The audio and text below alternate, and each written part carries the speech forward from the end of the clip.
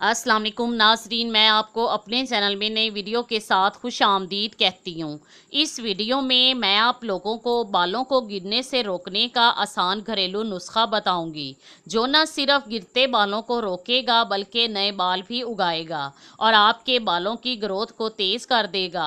बालों का गिरना किस शख्स को पसंद हो सकता है, ख़ास तौर पर मर्दों को, जिनमें गंजपन का ख़तरा ख़वातीन के मुकाबले में कुछ ज़्यादा होता है।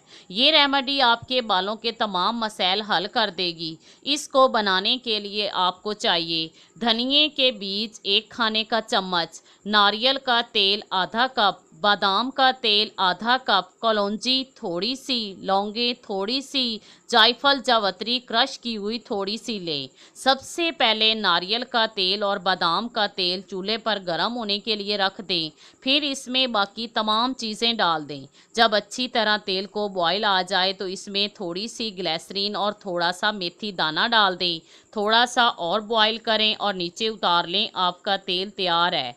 इस तेल को बालों पर, ख़ुसूसन बालों की जड़ों में लगाएं। ये तेल आपके बालों के तमाम मसाइल हल कर देगा। आपके बाल लंबे और घने हो जाएंगे। अगर आपको मेरी ये वीडियो पसंद आए तो लाइक ज़रूर करें, मेरे चैनल को सब्सक्राइब करें और अपने दोस्तों के साथ शेयर करना मत भूलें। Thanks for watching.